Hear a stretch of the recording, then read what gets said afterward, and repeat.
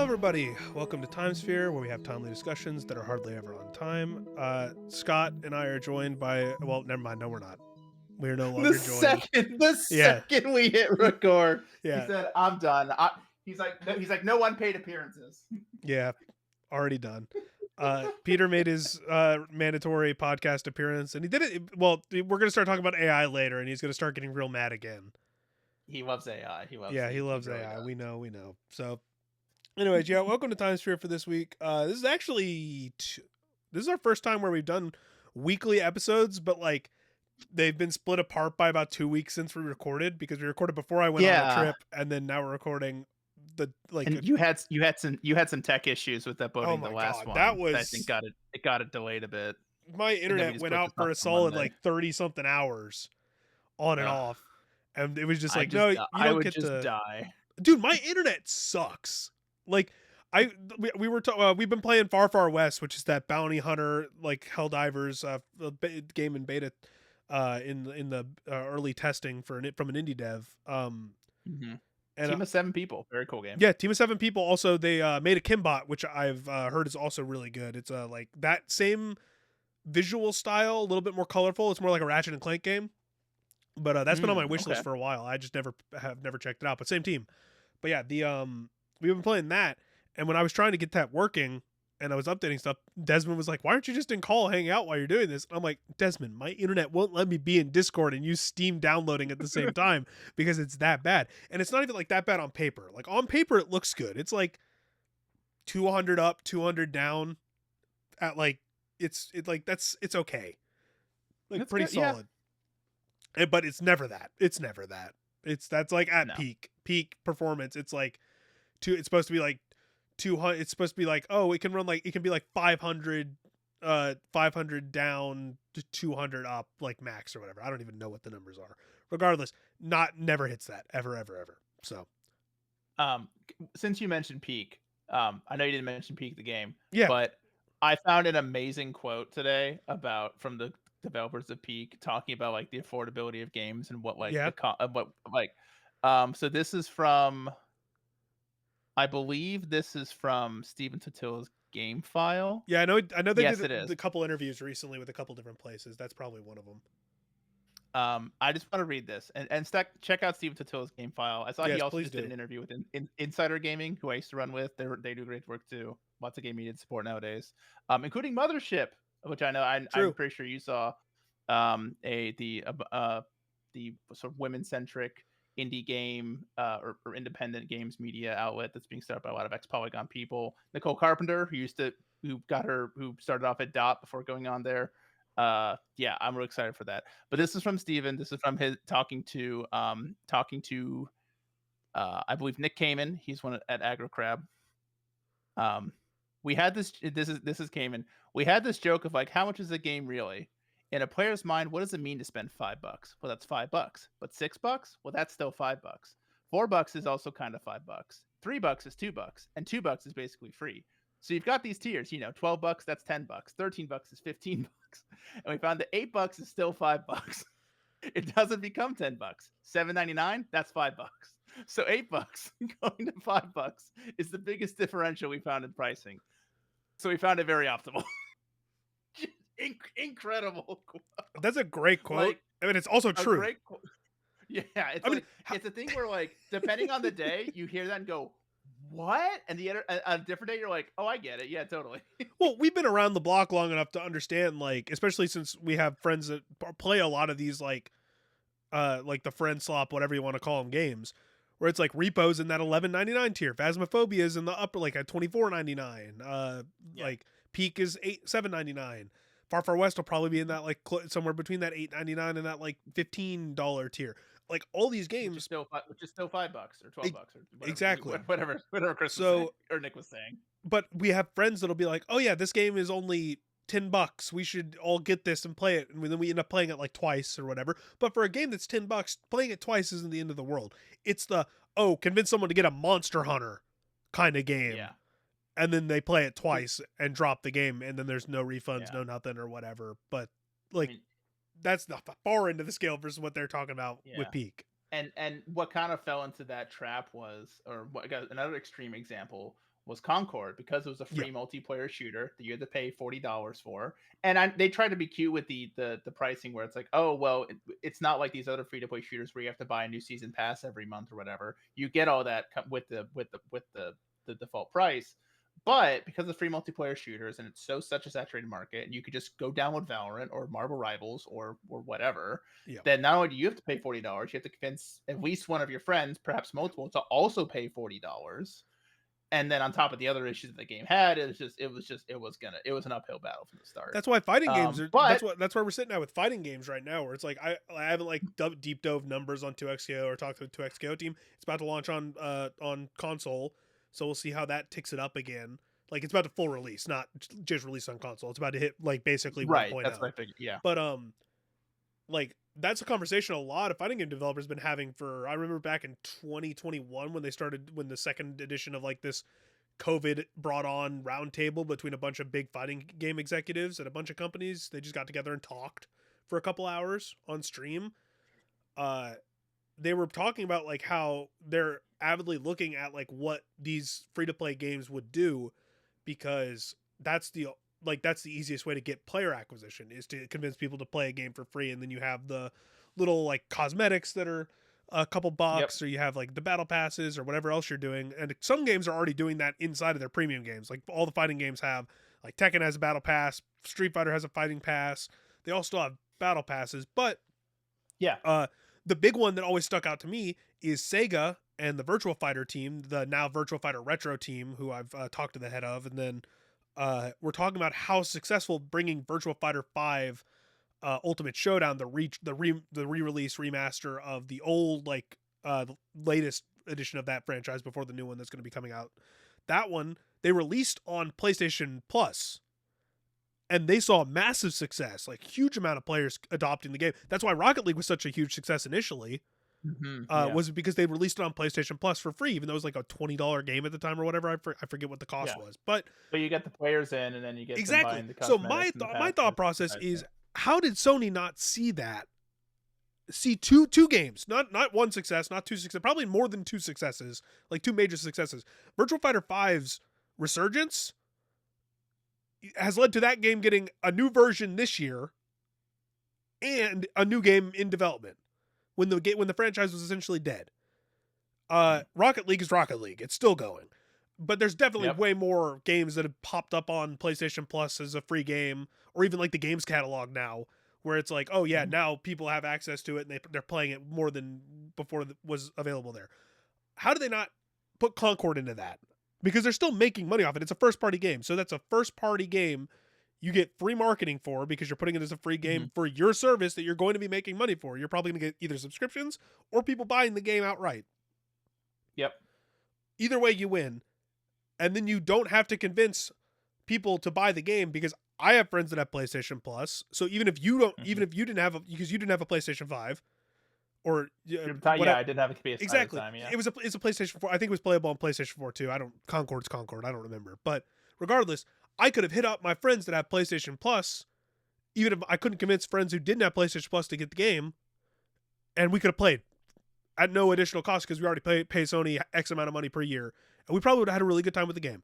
But they didn't do that. They let it flounder, and now we're sitting here where Anthem just is ending service today, and people are calling it the original Concord. I'm like, these are not comparable factors. Like, I think Anthem did better. It did. Anthem. The reason Anthem flopped is because people looked still at playable up until yesterday. Exactly, and people looked at what Anthem was, and they're like, "This is not what we want from BioWare. Like, this is not what we want from BioWare. It doesn't do this. It doesn't do that. It's not a great this. It's not a great that." But it was a playable game. I liked the gameplay of Anthem when I played it. I got it on deep discount.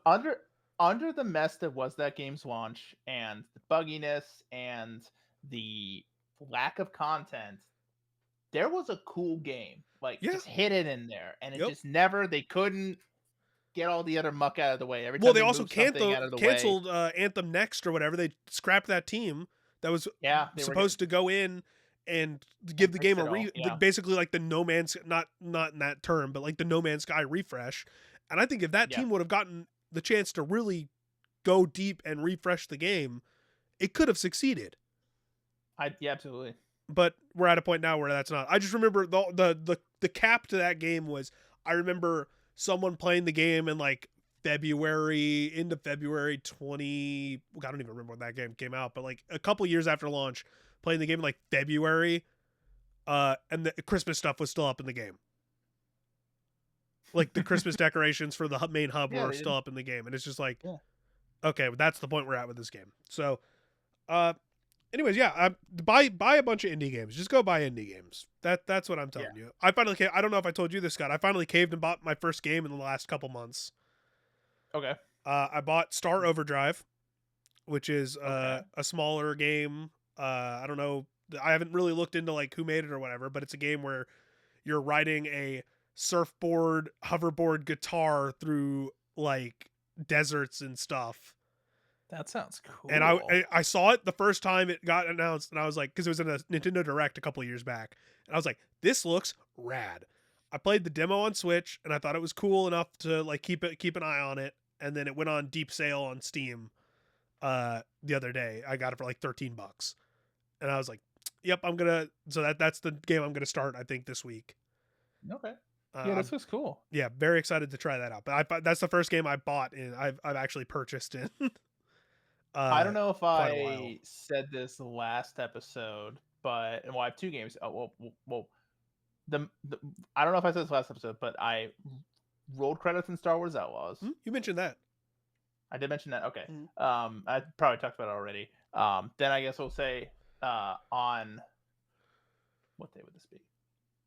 On Friday or Saturday, I finally rolled credits on Astrobot.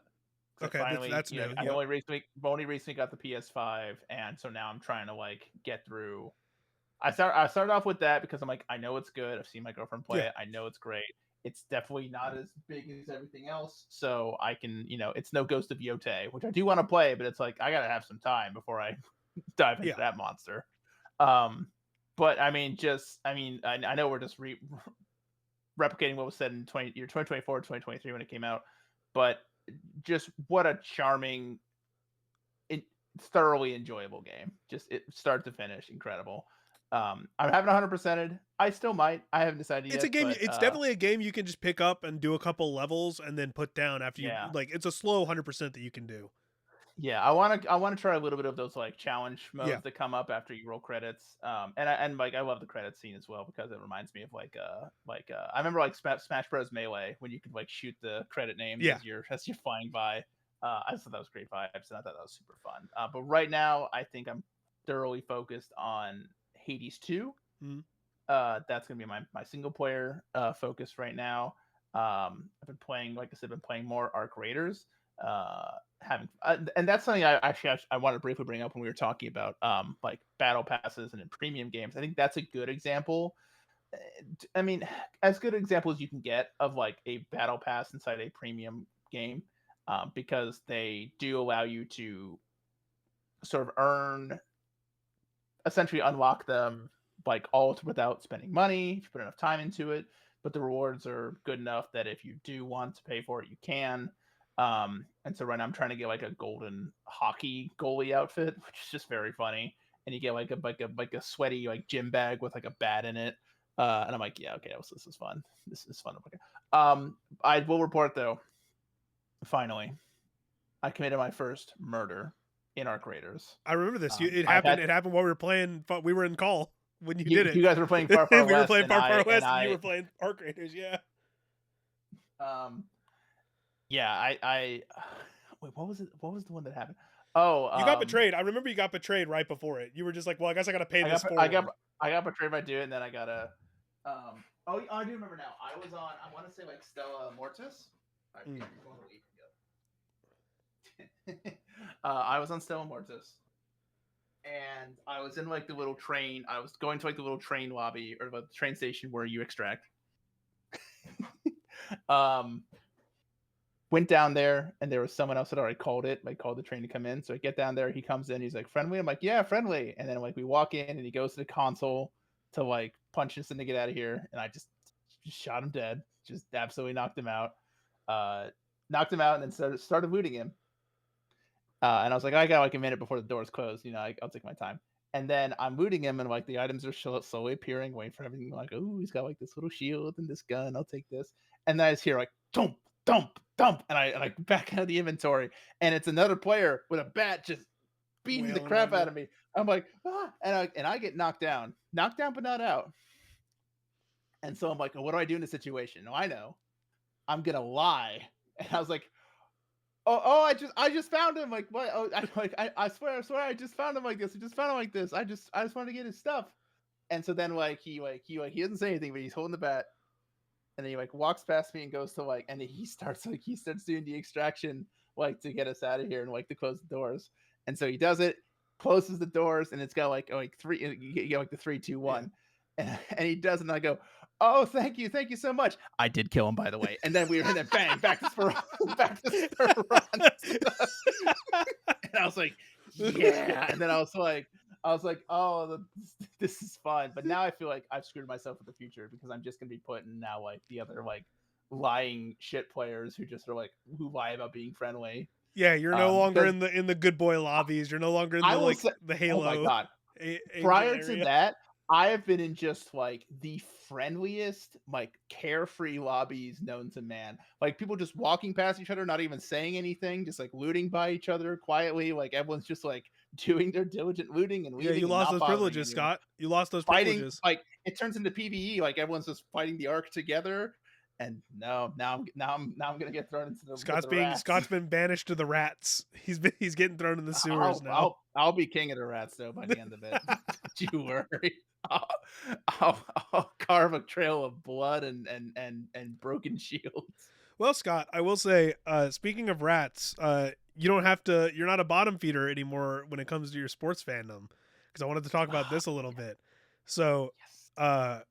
obviously you're wearing the hoodie. My team plays in like an hour and a half, so we'll by the time of recording this, so we'll see how this goes. I'm getting Korean fried chicken wings. Nice. Hanging out with my dad. I might stop by and get a soju before I get home. We'll see. Okay. I'm gonna have a good night. Well, it depends. Well, I will say same thing I told you in Forklift in the call. Regardless of what happens, either Steelers move on to the second round or Aaron Rodgers loses, so I win. But when he loses and he wants to come back next season, then you've lost. God, I don't know if I can do another one, Scott. I don't know if I can do another one. To be fair, it has not been as bad. It hasn't been as bad as I thought it was going to be, but I don't know if I can do another year of this. And listen, I probably more than anyone have really good reasons to hate Aaron Rodgers. Yeah. But I will say begrudgingly, he's done two things that I thank him for. One, he beat the Lions at the end of the season that helped the Bears clinch the division. A nice little gift for the team that he owns, as some Packers fans would say. And what he also did, more importantly, is he inspired the quarterback of our future, Mr. Caleb Williams. Caleb Williams was an Aaron Rodgers fan growing up, and you see so much of Aaron's game. If you watch Caleb, you really do. There's so much of Aaron's game in Caleb. And let me tell you about Saturday. Because I was like, all right, I need to have a good energy day. I need to bring good energy into this game because it's been a good season. We've won all these comebacks. It's Ben Johnson's first year coaching. It's Caleb's second year as a quarterback. We got this new offensive line, rookie tight end. We got a new rookie wide receiver. Just a lot to look forward to. I do want to add here. I did not realize Keenan Allen went back to the Chargers until the playoff game last night. Did not realize that. I curse him as someone who owned Vlad McConkey in fantasy, so I'm in a league with Jacob. Yeah, and it's keeper league, and we can keep two players year to year, and we spend the pick that we originally drafted them the next year. So like if you draft like a star guy late, you essentially get rewarded with that by being able to keep him and spend that same pick. So like for example, I've had Devon Achane for 3 years because I took him 2 seasons ago with like a 13th round pick. And he's been like one of the best running backs in fantasy, so I just kept him. This year, I kept Vlad McConkey. And then Keenan Allen came back and became the third down wide receiver, and he ruined it. And he absolutely tortured me all year. Yeah. And didn't really do much for the Bears anyway. So yeah. Keenan, you've had a great career. Please retire so Vlad McConkey can go back to being the third down wide receiver.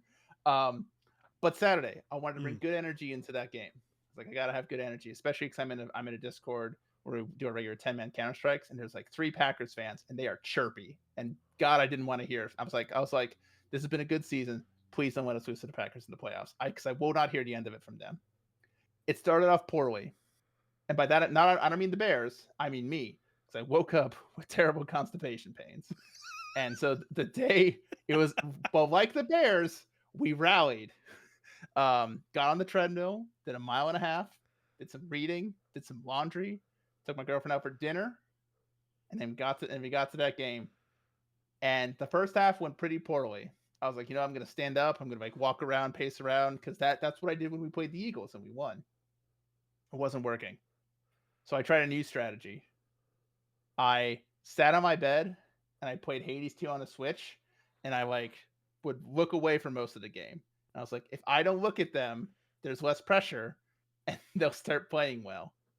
And Kale, sorry, I got Caleb on the close brain. enough. Kale, did they do it again? Did they? They did it again. I was watching. I saw. I just want to go over. I just want to bring up this. There's a lot of great stats in this game, or there's a lot of great stats that came from this. My favorite is that for all 3 games that the Bears played the Packers this season, there was never a point where the Bears had the ball, like the Bears had the ball and were leading, and they won 2 of the 3 games they played. Like when they were on offense, they were never in the lead, and they won 2 of the 3 games. But I also just want to go through here how the Bears drives went the first 3 quarters.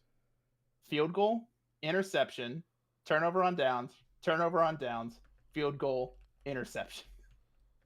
Fourth quarter, field goal, touchdown.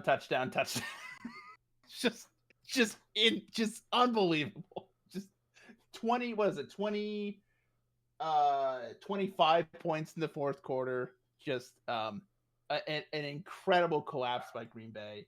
It was people are going to be telling, Bears fans are going to be telling their children about that for years. It's just so exciting. Now we get to play the Rams, which I'm a little worried about. Stafford is very good. Puka Nacua is very good. I'm glad it's a Bears game. It's a home game. It's going to be very cold. The coldest game that Matt Stafford has played this year is a 45-degree game in Carolina, which he lost. It's going to be like 15 degrees and like wind chill. And he's been playing in a dome in California. Yeah. It's going to be hopefully rough. I mean, when he was in Detroit, he also played in a dome. Yep. So I'm hoping he freezes his little hands. He can't get the ball to Puka. We get those turnovers. That we didn't have any turnovers on Saturday, and we have been living off turnovers all season. In fact, there were 3 Packers fumbles that they all miraculously recovered before the Bears could get to it, and we won that game. But again, like I said before the game started, I'm happy with the season. See how the season's gone. Now I'm thrilled with how the season's gone. Anything else is just cherry on top at this point. Yeah. I'll add to that before we move on to the actual reason I brought up sports fandom a little bit. Because trust me, there was a reason non-sports people, and don't worry, there'll be I'm actually doing time codes now, hopefully by the time this is up. So you can skip the sports talk if you wanted to. But I saw a stat for why a lot of people are picking the Steelers tonight, even though a lot of people like the Texans better as a team. I don't know if this is the accurate graphic because I didn't pull it when I saw it off of the show I was watching or whatever. But the Steelers on Monday Night Football with Mike Tomlin, they're record 22-3, 12-0 at home.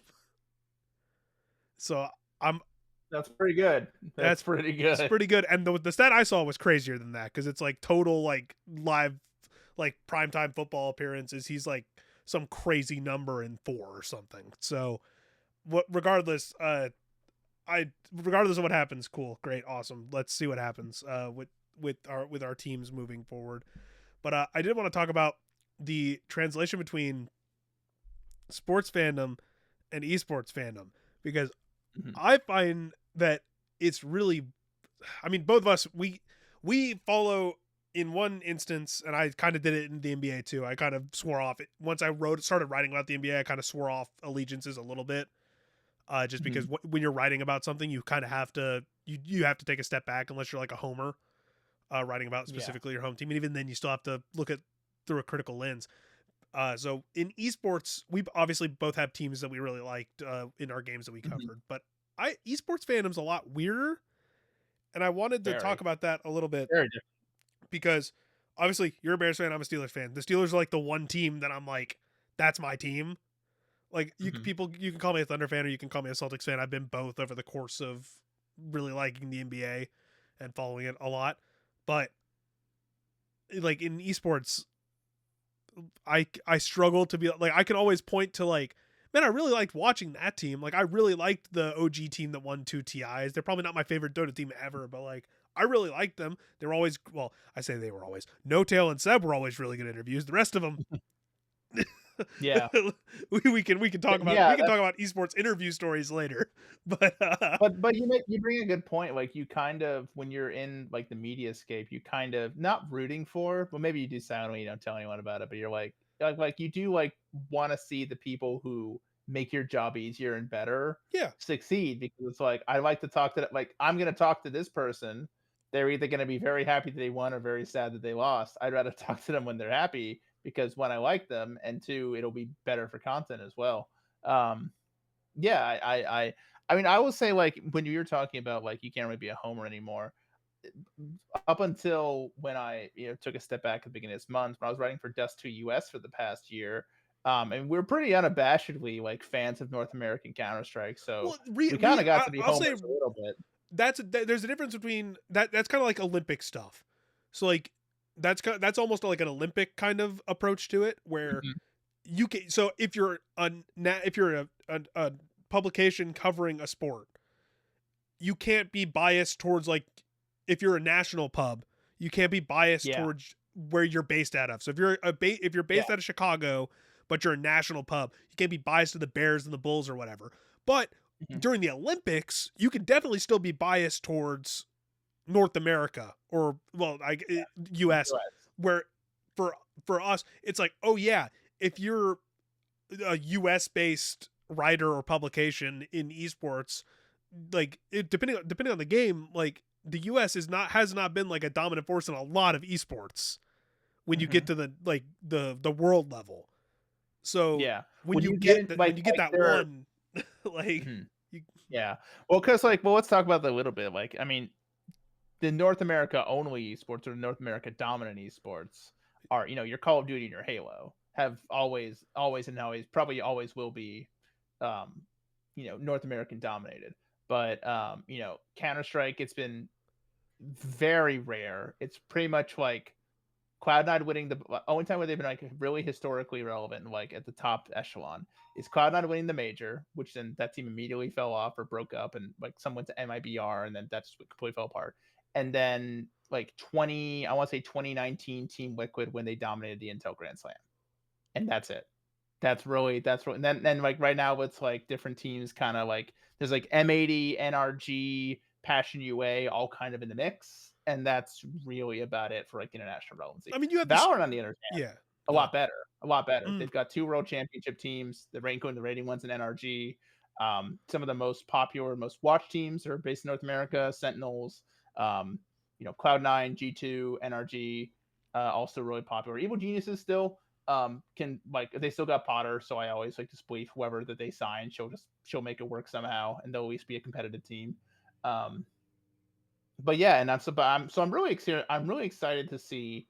We're doing a little esports talk. I'm really excited to see what 2027 looks like for Valorant and for North America because the kind of belief or just sort of like the like nothing's been confirmed yet, but it is kind of like Riot's been a little bit hinting that they're probably going toward a little bit more of an open ecosystem.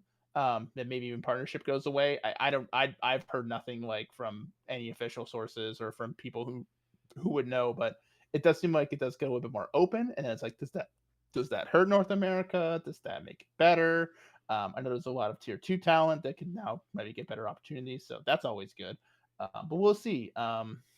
But yeah, I mean, fandom. We were talking about fandom. That's what yeah, it was. well, Yeah. it's like same thing on the NA stuff. Like, there's been a couple teams in Dota. Like, depending on the game, like there's a lot of NA representation in fighting games at the top level that can win it all. But Mhm. it's still majority like a lot of publications. It's U.S. versus the world because a lot of the publications are based out of NA and they want to cover the NA. That's where the views Yeah. are, if an NA team is Right. doing well. Like that's just kind of where it's at. But yeah, like I I can't think really. the biggest. I Oh, think go ahead. I was gonna say the biggest difference in like sports. I mean, there's a lot of differences between esports and in sports fandom. But like in esports, you're not like born into like your fandom like so many sports fans are. Like, and where it's region based. I mean, the only exception would be when like Overwatch League was at its peak, and then it's like, oh, I live in Boston. I guess I'm rooting for the Uprising And now. that's what they were trying to capitalize on a little bit That's what they with tried to that. Yeah. capitalize do, and I think they could have. I think they did have something there. It just didn't fully manifest. And then the pandemic, and then there Yeah, was the there was a lot of Bobby issues with Kotick the scandal. outside A of their lot of control. Yeah. yeah, that really was not like you could of course say that maybe like they pivoted the franchising a little bit too soon. Like they maybe should have given Overwatch Esports the time on its own to like breathe a little more and like get more like become more of like a polished product before immediately being like $20 million please to join our league. Um, but yeah, like you said, a lot of things that kind of caused that league to go away and to close as it did were largely out of their control. But so in esports in particular, and this is still popular, and this is becoming more popular in sports, but it's still the most popular in esports, is people are fans of players as opposed to teams. There are still diehards for teams. Sentinels are a great example. Sentinels will pretty much bring anyone in, and the Sen City will rally around them. And whereas like in North American Counter-Strike teams, they're just like, well, I know it's like Liquid. It's like, well, who are we bringing on now? It's not going to work, but who are we bringing? Who are we bringing on now? You're almost making a play for content, and like you want to be competitive, but you're almost making a play for content as much as you are. Sure. But and actually that brings up a point because I don't have the stuff up in front of me, but Liquid has been kind of slowly going through their catalog of teams and stuff and dumping a lot of people recently. They dumped their fighting, like they basically cleaning out their fighting division. I think it was Nephew and Shadow got dropped. They were, yeah. They just announced this weekend that or Friday that they were finally dropping Kin, Chudat, and Chillin, who have been there since it was Team Liquid. Actually, Chudat might have come after, but Liquid Kin and Liquid.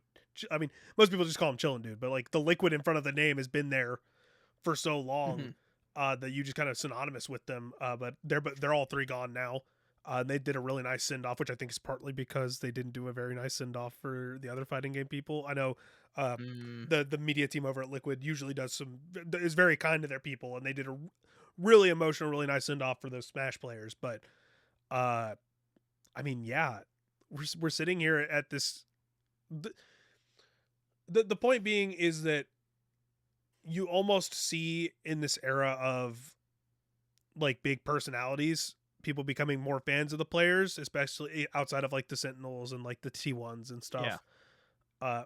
And that's because of streaming for a huge. It is portion streaming, social media, you have that, all that stuff. Yeah, you have that access to players that you just do not have with traditional sports. So you're able to just be able to interact with them and see them as people and just watch them just essentially practice and hang out and chat and all that stuff. And that kind of access makes it so exactly like you become more fans more of the player than you do for orgs. Yeah. And then I guess my big point being is, Scott, which esports organization are we going to become a fan of this year? What team are we throwing our undying support behind in all aspects? And then eventually we will get sponsored by that team because we're such big fans. Okay. Well, I have a few jerseys in my closet already, and I'm simply saying this simply for any of you orgs who want to sponsor that you don't have to send me a jersey. Just save on some shipping costs. I know times are tough. Save a little money. FlyQuest is a good one. FlyQuest I is think dope. They do pretty well by their players. They're really big in fighting games and Pokemon, which I know you like. Counter-Strike. I could see, and I think they're actually, I remember we talked about this a few months ago or 3 weeks ago when we talked about Marvel Rivals esports, when we saw 100 Thieves and Envy and Sentinels, at least for now, move on from Marvel Rivals esports. They'll probably come back though with this new. They have like 2 month period where I think they're probably going to assess their options. Yeah.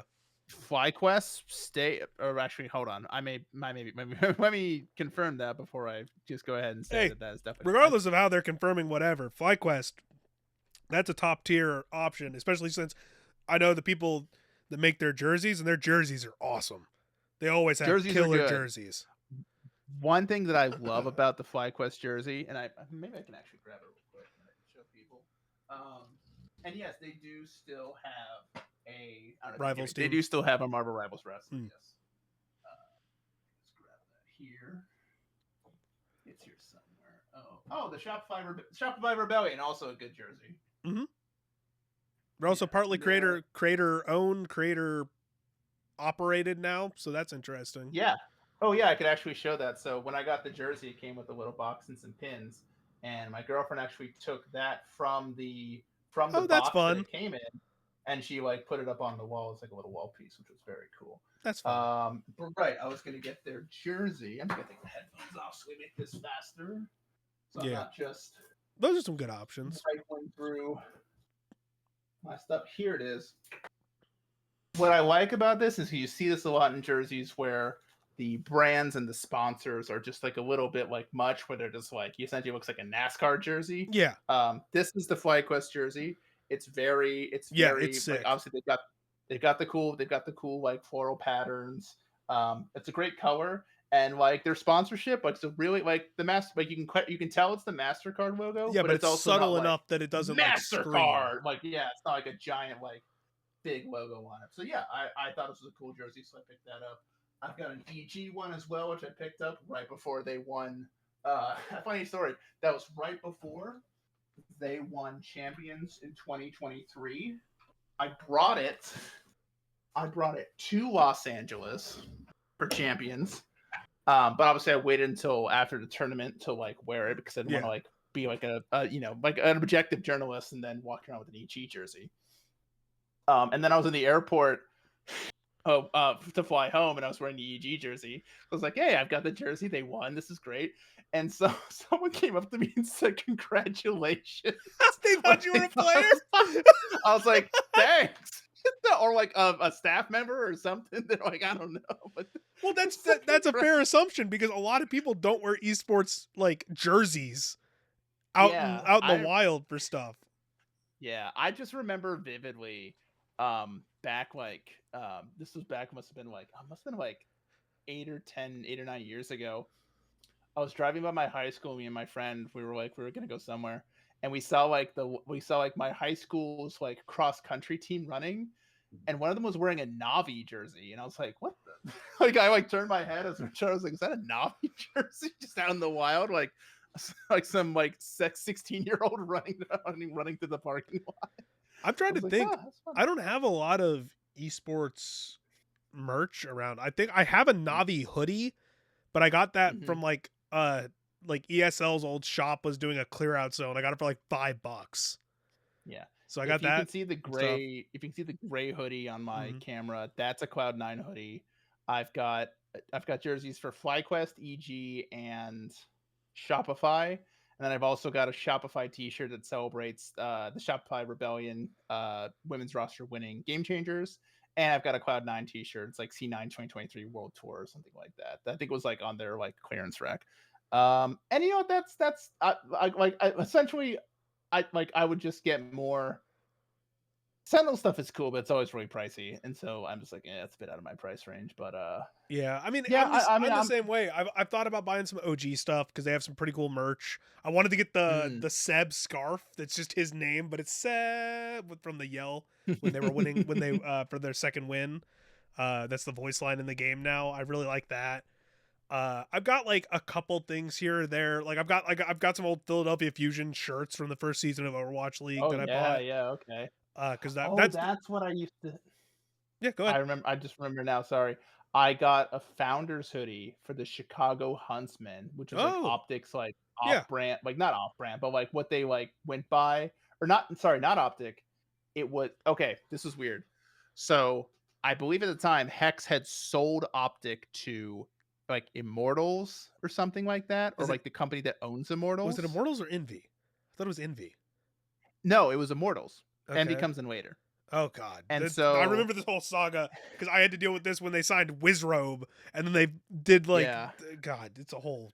I think he's back under Envy now too. Like I don't understand. So the Chicago Huntsmen was their Call of Duty League franchise because Optic had been sold to Immortals. So it was the Los Angeles Optic, but people were like, "Oh, it's not the real Optic," and it's because like the Chicago Huntsmen, which was I want actually, that was owned by NRG at the time, and they brought in Hex to like sort of run that, and so he signed Scump and Formal and all the former like actual Optic Yeah, guys, and it was sort of like I remember that there was a was a huge team deal. called Yeah. Optic, like the Los Angeles Optic, but then the Huntsmen were considered like the real Optic. And I was like, fuck it, there's an esports team with Chicago in it. I'm buying a hoodie. And I thought the Huntsman logo was actually kind of cool. So I did get that. Envy came later. So eventually, just to wrap up that story, Hex bought Optic back from Immortals when Immortals was like closing or selling stuff, or I'm not exactly sure what happened. He bought Optic back, restarted Optic, and he also bought this he bought the Optic brand from them, but he also brought a CDL slot from another, I want to say, I'm not exactly sure who. Maybe it was from Energy. He bought a CDL slot, then just Probably. took the Optic brand and put it on that slot. So now they were Optic again. And then, or maybe he bought the Envy slot, and then that's when Envy and Optic merged. But then they just called it Optic, and Envy teams just got rebranded as Optic because Valorant was Envy at the start of the season when they like made a bunch of Masters events. They were Envy at the start of the season, then rebranded to Optic and immediately won Masters Copenhagen. Because then the year after was when Optic did make it in the partnership, and like all the Optic fans were like, "Oh, they don't want Optic in there," and it's like, yeah, I get this. There's a few reasons why, but we won't get into Look, all that. I know is that I believe the timeline in my head of understanding this is Wizrobe was signed to Team Envy, and then he played for Envy for a while, and then he, when the Optic thing happened, when they bought Envy or merged with Envy or whatever that was, he got let Mhm. go, and then just recently, I think not recently, like a year ago now, I think it was like February, and I checked, he's still with the team. He is back with Team Envy, so Team Envy still exists because I think Envy Yeah. also had they were the ones with the Marvel Rivals roster, not So Optic. I guess I didn't finish the story. So Yeah. recently, I want to say, oh, this had to be. It would probably say in the Marvel Rivals subject. So okay. So actually, at the beginning of last year, 2025, Yeah, because this was February Hastro last year. Hastro reacquired the Envy brand Okay. from Optic and then restarted Envy, and so now they're in They're their own thing again, Rivals. which is why they got into They got Rivals. back They in brought back got Wizrobe. Okay, got it. got back into Valorant.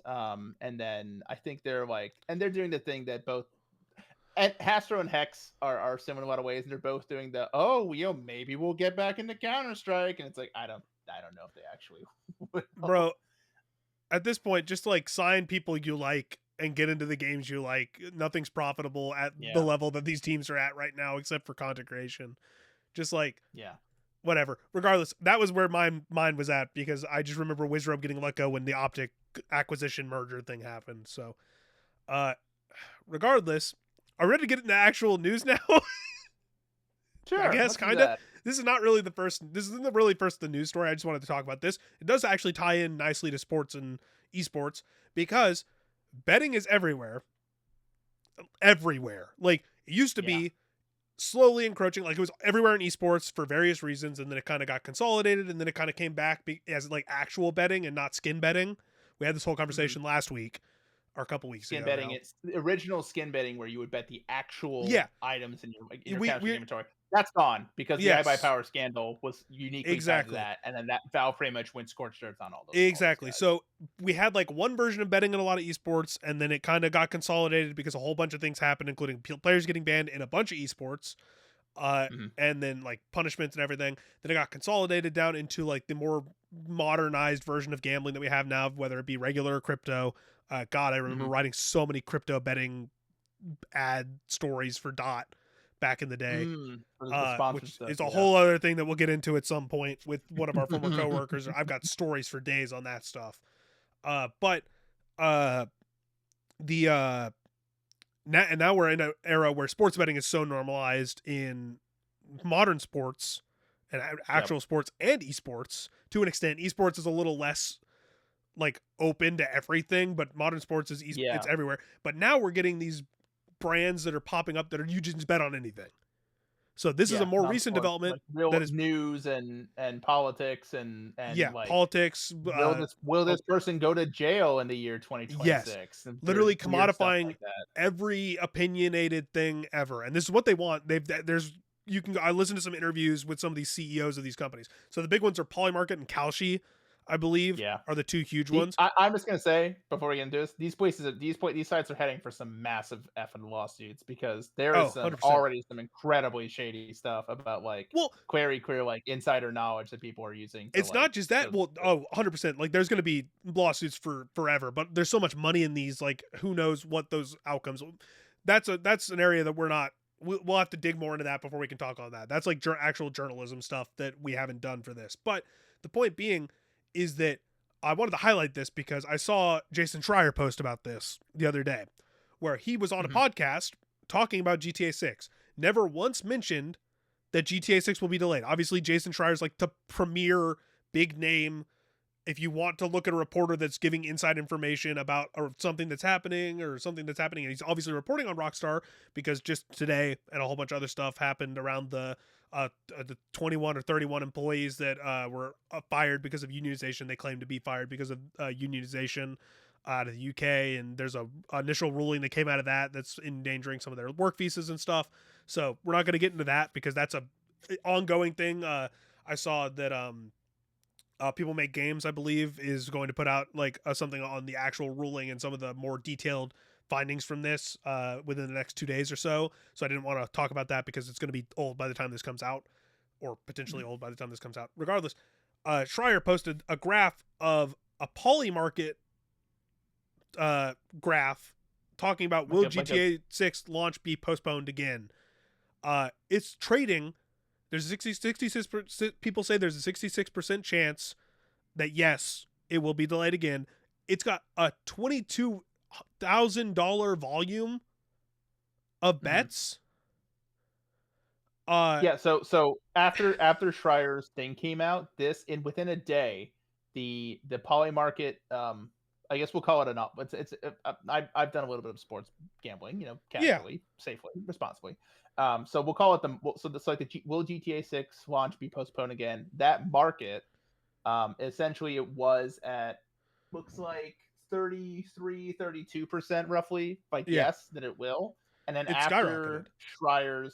Schreier's podcast, which he didn't say that anything about it being delayed. They just talked about it. They talked about it as a product of the games industry and the potential of it being delayed because that's always a topic when GTA 6 gets brought up because it's such a like black hole of a topic for not only gaming subjects but also the actual gaming market because there's so many games that are going to be trying to circle around it instead of be in the middle of it. Mm-hmm. Yeah. So it jumps from like 32% yes to 66% yes.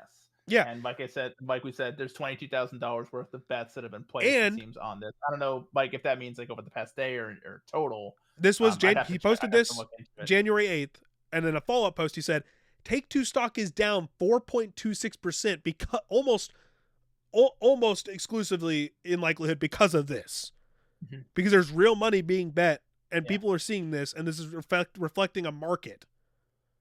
Just to quickly clarify, he did clarify in a follow-up. He did mean to say Take-Two stock is down $4.26, not 4.26%. Yeah, that's my bad. But still, that is like a very tangible like result. I mean, my own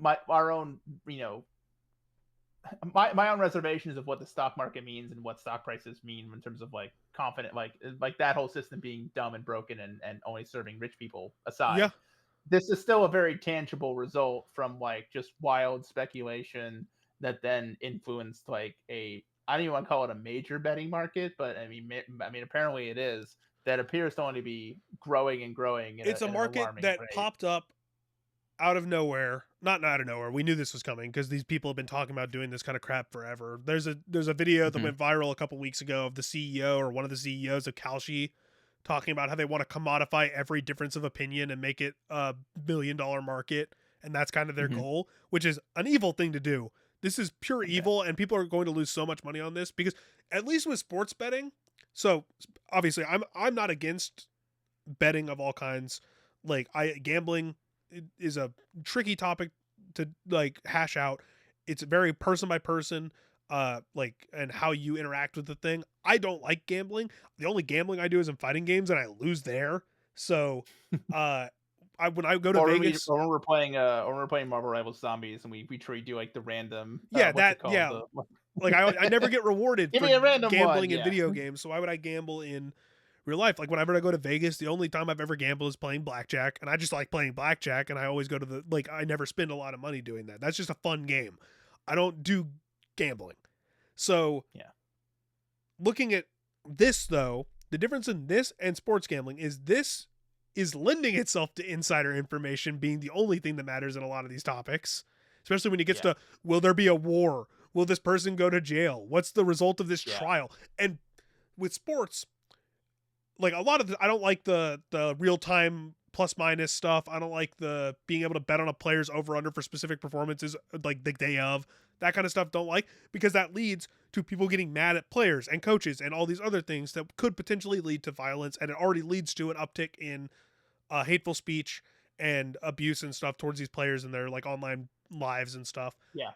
Just imagine that, but in real life, because this is what's going to happen now. Oh, this thing didn't go your way that you've bet on because I lost $1,000 because GTA 6 didn't get delayed. So now I'm gonna like go and review bomb the game or like dox the developer's address or something stupid. And we already don't have systems in place to protect against that, because I see people all the time posting on Steam or on Twitch or on Blue Sky and stuff about like, oh, my game's getting review bombed because I said this thing, or because someone had this opinion about the game, and now people that are in their fandom are review bombing it. And I appealed it to Steam, and Steam just said, because Steam doesn't have an actual process of review to protect against that. Like they can't put a protection on a game that is being review bombed. I don't understand how that's not a thing yet, but I just wanted to highlight this because seeing this and seeing people talk about it being on the Golden Globes, like sponsoring essentially the Golden Globes and having their real-time markets shown on the live broadcast for the Golden Globes about who's going to win what award. When the Golden Globes and people who are like in that industry and work for that show, there's probably at least a dozen or so people who know the answer to that question already. Yep. Like sports betting is one thing. Like if you're watching, let's say we're watching Steelers, Texans tonight. Yeah, Steelers Texans. And then during the game, it'll be like, oh, here's our Amazon AI or whatever odds. It's like, oh, here's the live odds, or they do this all the time in sports where it's like, oh, here's the team's win percentage, like in the current state of the game. It's like when the Bears were like down 21-9, it was like 5%, for example. And so like, but the difference with that is like no one knows what the answer is, or like are the Bears going to win or are they not going to win? Are the Steelers going to win? They're not going to win. You don't know because it hasn't happened yet. But with like the Golden Globes, who's going to win best podcast? A lot of people already know who's going to win best podcast. It's been decided. Yeah. Names on the card, but they're not still counting the votes. It's not like an election. It's not like the NBA lottery where you see the balls get pulled live. Like that's not how this works. Yeah. Although maybe they have like the cold envelope, and that's the famous. That's the famous. the Ewing draft. Yeah. Yeah, they're trying to rig it so. Well, maybe we should do that next year. We can rig it so we get voted for best podcast. Now that said, Kalshi, if you dump us millions of dollars, that's true. And then here's what you do. You put anyone working at Kalshi or Following Market, are you listening? And for anyone who works at the company I work for, this is satire. I don't mean this. but if you, Kalshi Following Market, if you're listening, you should. Here's what you do: you put the market out now. You call your friends and be like, hey, put on Timesphere to win Podcast of the Year 2026. Then you invest into our podcast. We'll get you there. We'll make you your money. Hey, yo, the blow. Cale, if we don't make them their money, we're just gonna run to Canada. All right. Hey, look, they're already money laundering somewhere, I'm sure. And that's not that's not satire. Like, you want to throw us money? We will put your logo or whatever, and we'll run the who's gonna win esports team of the year or whatever ads. I don't care. Our stances aren't going to change. Finish Ghost of Yote in 2026. Yes or no? Yo, we get. It's like the Bill Simmons like prize pick or whatever thing. But for us, it's a Timesphere exclusive bet on Timesphere. We have to make a bet for ourselves. I don't understand. I don't understand how this could come across any ethical issues. It sounds perfectly fine to me. Hey Scott, you're gonna have to call into work and just play Ghost of Yote for 3 straight days, so we hit this. So we hit this number. Oh my god, that'd I'll be let HR. I'll let HR know. and just give Like, them a oh, I think cut. it's It's gonna be all one more. illegal anyways. Oh yeah, okay. Like, Just hey, give your I'm gonna boss miss a work cut. for a week, but I'm gonna send you some money in I'll PayPal. I'll pay it forward by Trust. you don't have to pay me my next paycheck because I'm gonna be so rolling in these. I'm gonna be so rolling Yeah. after this. Save it for the next one. I don't need it this week. It's so stupid. Man, we lucked out on a new money making scheme here. I know, right? We should What? probably not publish this. We should probably not publish this episode and give Eh, away our secrets. it's okay. Whatever. Oopsie. Look. Oh no, Ah, we don't well. get ads from Kalshi. Hey, Raid Shadow Legends, you want to hit us up? Like, yo, Raid Shadow Legends, AFK Arena, uh, AFK Story. I mean, let's avoid the shaky market, the shaky platforms that like we don't know if they'll even be around in a couple years. Let's go with the Huntseas. FanDuel, hit us up. Hey, We're I'm 100% down to talk about whatever odds that is because at least that I can quantify. Like yes. I say that, and then the dude who runs CEO of DraftKings is getting investigated for some thing that he did with like I can't even remember who with like Steve Aoki where they pump and dumped a NFT or something. But all these people suck. I mean, yeah, All these whatever, people yeah. suck. I'd rather take like mobile game money because at least I know but where at that's least, coming like, from.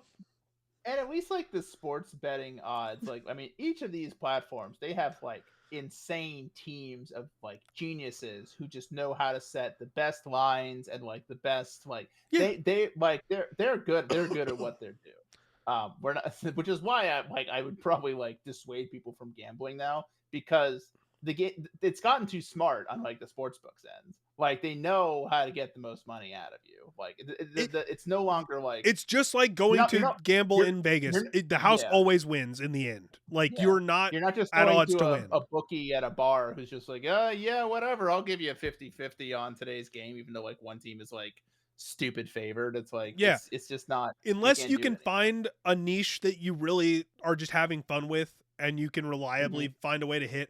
Like if you're just really good at like knowing matchups and like the NBA specifically because the NFL it's a little harder to do. But if you're really good at knowing matchups in the NBA and you see a team playing someone, you know, like obviously a lot of these places have like injury insurance or whatever, so you'll get your money back. But if you go ahead of like a couple of days Some ahead, do. yeah.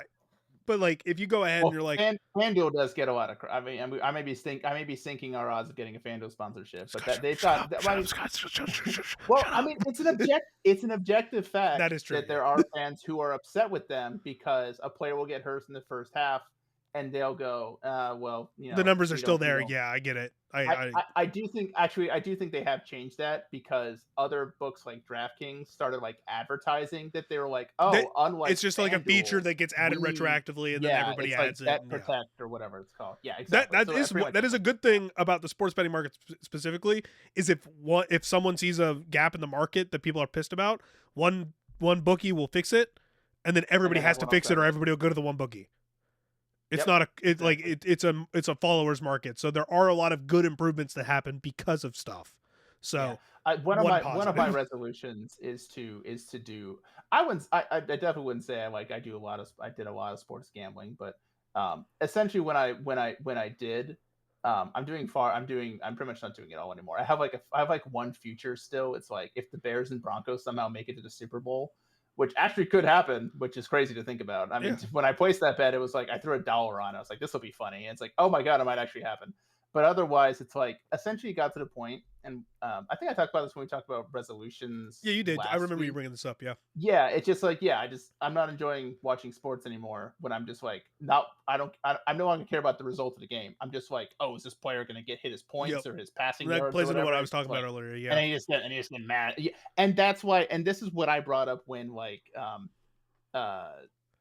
I brought this up a little bit I like when I talked about when I wrote about this about like Riot and doing this with like League and Valorant, where protecting players from has to be number one. kind of feedback has to be a number one priority because they are so, because like I think I talked about this last time as well, or like not You maybe did. last episode, but last week when we brought this up, was that if you're a professional athlete, you make $20 million a year, and you've been like used to chirping and idiots online for like years now. I mean, it's still shitty what those people Difference to do, a but like, 16-year-old kid playing League of Legends and yeah, getting money bet on you. yeah, and then like you're online a lot more, like comments on social media and DMs, they sting a lot more. And so that's, yeah, and I wrote about that like for Spike Drop, like when that first got announced. It's like player safety has to be like your number one, absolute number one priority. But yeah, it's weird. It's weird that like gambling is so prevalent, but also like it totally makes sense because of the world we live in. It's like it's so like focused on like how can I, everything is so much focused on how can I squeeze money out of people, and it's just like, Yeah, that's just where we're gross. at. So I don't know. But no, like those two places in particular, I think they're headed to giant fucking lawsuits. Oh, I 100%. just Yeah. know, yeah. No, it's gonna be a Like mess. I looked it up as we were talking. GTA 6's launch is back down to 46% chance of being Still a postponed. 10, Oh, sorry, 15% increase. just went up to 47% Yeah, chance. still a And 10, what was the 15% increase. the volume was 22,000 at the time. 23,000, 22,000. It is 37,000 now. So So that still a 15% increase with an increase of over $10,000 and almost $15,000 in total monetary volume. Mhm. That's crazy. Yeah. That's so stupid. Mm-hmm. And I just want to. We'll get out. I'm sure we'll talk about this topic again. I want to especially- find this. I want to find this stupid. And it's crazy. If like, well, if you like look on like the Play Market website, that should be a fun game we have. We should find the stupidest thing you can bet on, and it's like, and like that's on not bet it, but just like laugh at it. It's like, God, it's some of these are just so absolute bizarre. I think the entire website is just stupid. Like you could just scroll and just not Yeah. find smart things because it's all stupid. Yeah. Who do you think's the top person, the top odds for Democratic presidential nominee in 2026 right now? Probably Gavin Newsom. Correct. Yeah. It is 35%. It's gone up. When did it start? It opened at he opened at 21%. Now he's up to 35. AOC's at 11. Shapiro, who's the dumbest person on this list? Dwayne The Rock Johnson's a good one. John Fetterman's also a good one because he's not. LeBron James is on there. Hey, sure, why not? I'm taking my talents to DC. Oh my God, Cale, What? I want to throw up. So you know how we talked about the value, how much was bet on the GTA 6 launch? What happened? So like the GTA 6 launch was like $22,000 worth of volume on it. Now it's like 37,000. What do you think the Dem president nominee for 2026? Oh, it's in the millions. How high in the millions do you think? The way you're saying that scares me, so I'm gonna say like 100 million. Cale, it's 465 million. I hate the internet. Bro, $465 million. People can't pay for housing and food, and this is stupid. I hate the world. Cale, $21.5 million has been wagered on LeBron James being the Democratic presidential nominee in 2028. Bro. But it's at 1%. So if you buy $2 worth, yeah, you make an insane payoff. Yeah, you make $200. He has more than like more than, I think he has more than anyone actually. Who's betting? I'm just so morbidly curious about this now. This is a problem, Scott. Okay.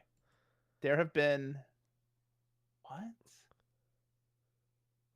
what the I need to learn more about this because this is okay. You know what it is? You can bet yes or no. And so there are people who are dumping millions into no. Okay, got it. Essentially just like I'm gonna bet, essentially it's like I'm gonna bet, if I bet $1 million on no, you'd essentially, let's see, what's the max? If I bet, let's see, if I bet 100, well, I mean, here's how it works. If you bet $100,000 on LeBron James not to be the Democratic nominee of 2028, you'd win $800.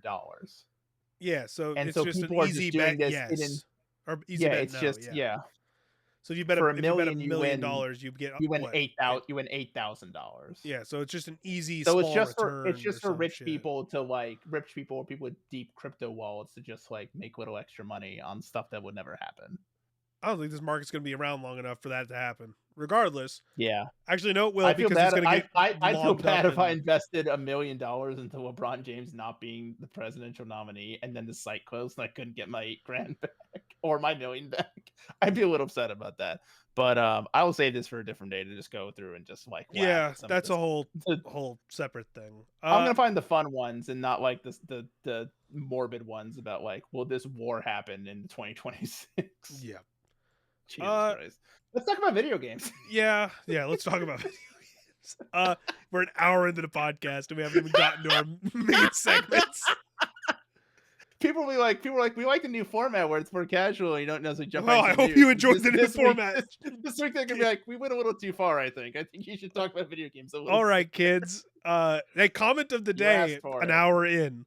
How do you feel about our new format? What do you want us to talk about? If you had to choose the perfect Timesphere format, where it's like segment, or a conversation, like whatever, pitch us. Whether it's in if you're on YouTube, down below in the comments. If you hit us up on socials, both of our socials are on now on the actual layout for the podcast on YouTube, or if you're on Spotify, Apple Music, whatever. Fuck Spotify, by the way, get off Spotify. But if you're on one of the listening to us as a podcast, you can hit us up at timesphereshow@gmail.com or on social media, XJustified, Counter Scott Go. Just hit us up and let us know what your preferred format of the podcast is, because we're experimenting a lot with just how we kind of lay out the show a little bit, because we want to be less of a full-on news show and more of a conversational video game entertainment, just us hanging out and having a good time, which I think we are showing right now.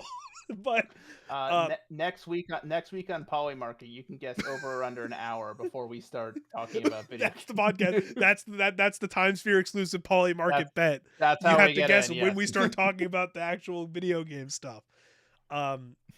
So we're just gonna speed run a bunch of this stuff. I put a bunch of topics up on our board. A lot of it is just rehashing stuff we talked about before with like a little bit of follow up. So I'm gonna lead. Scott will just comment as we go. We're going to start with talking about the long-awaited follow-up to Larian Studios. They finally did their Reddit AMA with a bunch of their developers talking about a bunch of stuff. I'm going to link below to the actual AMA, and then a rundown that I believe is from Kotaku is the one I put on the docket, where they you can read the entire AMA, which is a lot of cool information about like game development and art and stuff is in there. It was a good read when I was doing the recap on it.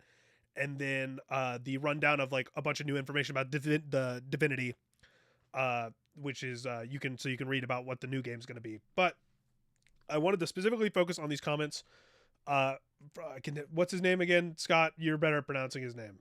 Sven Vinky. Yeah. So he had a full rundown. Right. It's close enough, but a full rundown of him giving like essentially a response to people asking about Gen AI trained tools and all this stuff. And so this is the only real comment they made on this. They do they do talk a little bit about like Gabriel Boss, who is Larian's head of machine learning, does go on after Sven's comments, which I'll get to in a minute because that's the bulk of what we're going to talk about here. There is currently one example of ML generated assets that end up in the game, and that is within our cinematics and animation pipeline. In this pipeline, we try to capture the actor's performances as best we can, so we use ML models to clean, retarget, and even add motion when it's not motion captured. These models are trained exclusively with Larian data. So there's a couple of little stuff. That's the main thing. Even writing director Adam Smith said, even my worst first drafts, and there are a lot of them, are at least 4 out of 10, although Sven might disagree, and the amount of iteration required to get to the individual lines and quality we want is enormous. We see AI as a potential tool to optimize certain workflows. That's art director Alina DeRavina. We don't want to use AI to make game assets, generate models, or even base models to sculpt on top of, because those assets would never meet the quality bar we're setting for art in Divinity. So this is like the kind of general theme of the thing, and then I'm going to get to Sven's actual comments here. This is Sven's full quote about addressing what he said. That was we've talked about it in a couple different episodes, so go back and listen to those. I'll Mhm. have a card here up in the top right. You can go and just click and listen to the most recent version of that. But he says, so first off, there's not going to be any Gen AI art in Divinity. I know there's been a lot of discussion about us using AI tools as part of concept art exploration. We already said that this doesn't mean the actual concept art is generated by AI, but we understand it created confusion. So to ensure there is no room for doubt, we decided to refrain from using Gen AI tools during concept art development. That way, there can be no discussion about the origin of the art. Having said that, we continuously try to improve the speed with which we can try things out.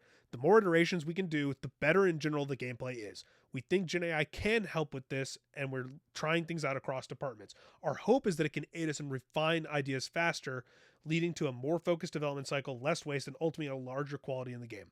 The important bit to note is we will not generate creative assets that end up in the game without being 100% sure about the origins of the training data and the consent of those who created the data. If we use a Gen AI model to create in-game assets, it'll be trained on data we own. So, before you comment on this, Scott, I want to reiterate this. This is a good response in how they're handling it in Divinity, and there's a generally good response to how the backlash was initially brought on by his comments to Schreier. However, saying they want to use a Gen AI model trained completely on their own data is almost impossible, because unless there are ways to train things like if a company like a tech company made their own internal AI model to essentially pull data from their own backlog of information just to help with like filling orders or something like that. I'm not an expert at this. I don't know how you can get that functioning without using a base model that is already in some form absorbed information that is from outside your ecosystems. So they would have to do so much work to show that is the case. And like, I just don't, that's my hold up here. I just don't like using Gen AI. I'll read the quote that I have for later and we'll get into the actual discussion here. But so this is a quote from Eyepatch Wolf, Super Eyepatch Wolf, who's I tend to have pretty similar feelings on about art and stuff. And he says, keep hearing devs say they will only use Gen AI. And this is not about Larian. This is like AI art in general and stuff. Keep hearing devs say that they only use AI for quote unquote pre-concept art. There is no pre-concept art. There is concept art. That's where the idea starts, with the concept. You're using AI for concept. The only thing I like less than people doing shitty things is people doing shitty things and pretending that they aren't. That's my thought process on this. Is I understand the idea here is to free up time, space, and I'm not rehashing stuff we talked about in the last like 2 episodes. We talked about this, where it's like workflow, pipeline, whatever. All these same words mean the same thing. You're trying to speed up things by using AI. At a certain point, especially if you're using it to generate things for art or as concept or anything, that is detracting from the art. That is detracting from the formation of the art. And while that might not show in the long run, that is still what you're doing. So while I think this is a really good answer, and I think this AMA as a whole is awesome and has a lot of really cool stuff in it, and does give me a sense of what we talked about, where we're both not negative about Larian's stance on this. We think they're being, like, they're talking about it. They're openly discussing this, just like Sandpaul's smaller comment about it, where we weren't. Yeah. Like, we feel positive about how they're responding to this. And we felt positive before this because we saw that their initial response was, oh, we're so concerned about how you guys are seeing this, we're going to do an AMA. Yes. Like, it did. That is the best thing to come from this is that, at least for now, we're still talking about it. yes. Because the worst case scenario is we stop talking about it and all these companies just do it, and there's no more safeguards, there's no community backlash to what happens, and then it just goes and quality dips and people lose jobs and everything that we have been sort of saying, that like the bad things that could happen by just becoming reliant on Gen AI will happen. When it comes to this, so when it comes to these comments, it still leaves a little bit more wiggle room for them to continue to sort of backtrack and back away from this. If you've seen the second half of his original quote, we think Gen AI can help with this, so we're trying out things at parts department. Our hope is that, so they're not even really committing to we are going to use Gen AI in other departments. They said we're going to try it. And from what they've said in previous stuff and how they've said with the original, like, because I think they themselves have said that, we tried using Gen AI for other And it didn't meet stuff, our and standards. It didn't fit what and we it didn't wanted. meet our Yeah. standards, didn't work out. And so that I think it comes back to what I said when this first came out, and when I essentially kind of predicted, not to exactly what they said, but I kind of predicted they would walk it back a bit, because Yeah. the idea is, if it's not helping them and all it's doing is just hurting their reputation, and it's not actually helping them, but they said, more focused development, less waste, and all the things they want, higher quality. If it's not actually Getting those contributing to results, that, then yeah. and it's only causing them headaches and PR nightmares, then they're not going to keep doing it. And so I think when they look at this stuff in the future and they continue to trial this stuff, I'm also not even sure where else Gen AI could, I definitely don't think they're going to use Gen AI for like writing or script or dialogue, because I think that would just Hey, level 5, you want to learn something from this? But I think they're leaving room for themselves to continue to back away from it. It's like, hey, like, just to follow up, maybe do a follow up, or like. But then again, I could also see them not even really mentioning it unless it's like brought up by fans again. I think this comment here is kind of, and I'm sure there's more bits in throughout the AMA that kind of touch on this, like I read after from other people, maybe even Sven talked about it a little more. This is just the main quote I wanted to focus on, especially since we don't want to like harp on this for too long. Yeah. Yeah. So I think they're leaving room for themselves to continue to back away if they have to, and sort of like distance themselves from using Gen AI if they're like. And I think they will. And I think because like we talked about this before, I think Sven genuinely cares about his team and wanting to not overwork them and not wanting to crunch them. He's not trying to replace them with Gen AI. Close enough. He is genuinely trying to do this stuff to make their lives easier. Even if but he's done it in a way that, but the concerns that fans have brought up are clearly ones that he's listened to. Yeah, And they're I'm valid sure, concerns, and he sees that. Yeah. And I don't want to speculate, but I would imagine there's probably at least a couple employees who brought it up too. Yep. maybe didn't want to be outwardly like, oh, I'm opposed to this, because that's so many workplaces across like the world. I'm kind of opposed to this, but my boss really likes it, so I'm really not going to make a big stink of it. But then suddenly, if there's this big fan blowback, and that's like, okay, now I feel a little bit more comfortable bringing it up, because now they're second guessing it anyway. There were probably quite a few internal meetings or calls about it. Now it's a good chance for me to go ahead and do it. Exactly. The one thing that I'm concerned about is that with him saying, oh, we're going to try things about across other departments, it's not what concerns me isn't what Larian is doing. It's the message that this still sends other companies, that it's like, oh, you can, some other companies may learn from this and say, oh, well, we won't use it for concept art, but we can find other ways to do it that won't upset people. Maybe we can get away with it too. And like, that's, I mean, like you said, this is about as good a response as we were going to get. It's just, we've talked about it before. We have our like the issues with Gen AI, and that, we've talked about how it's not, it doesn't, it takes from other artists. It's bad for the environment. It's bad for the economy, or bad for people buying parts. And so, I just really wish. I really wish Gen AI. I keep saying Gen AI.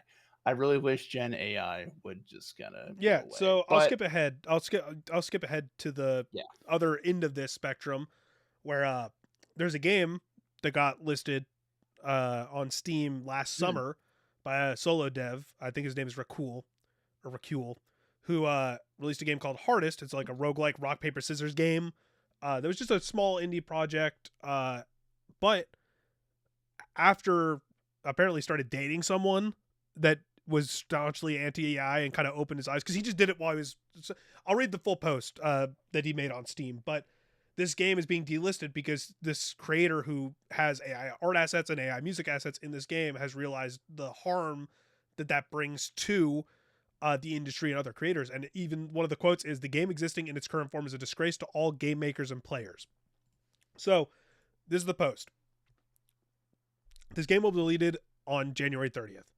I made this game during the summer in a couple months, and I thought to use AI because in university there's so much brainwashing on students, and all the tools are given for free.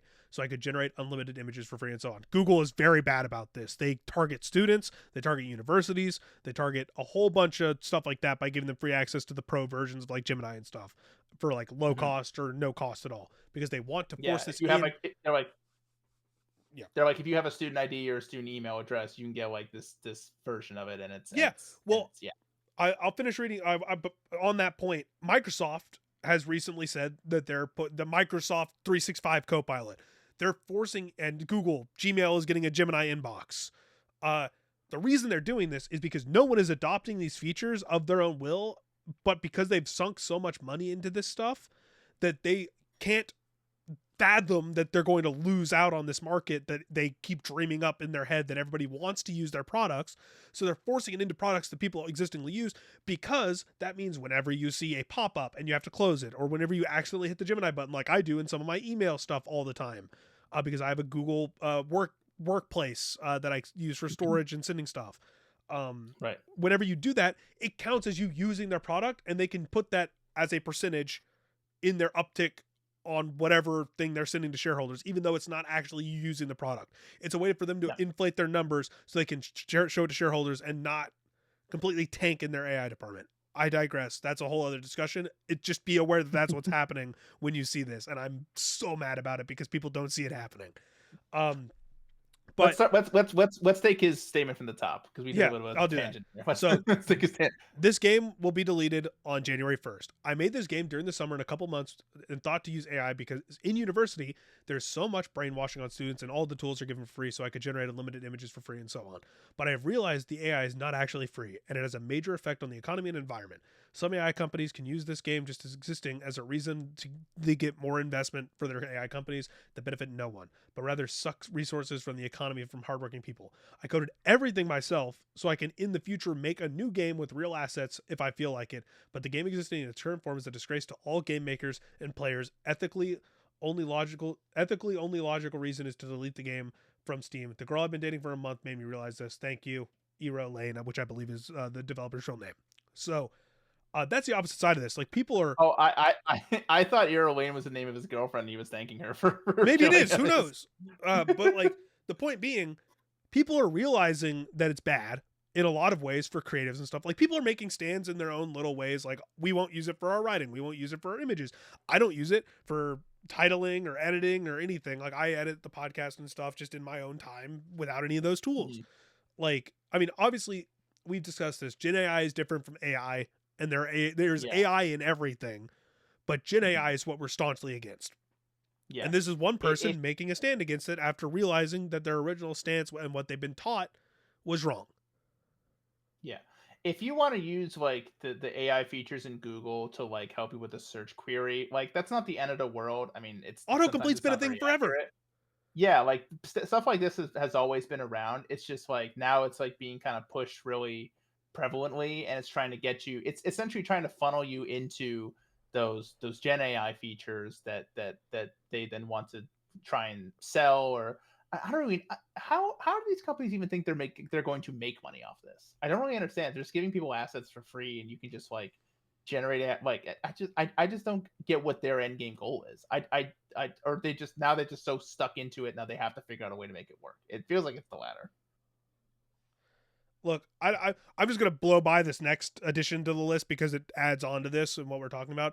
I don't want to give the AI before we move on. I just want to say one thing, and this is from John Warren about that story.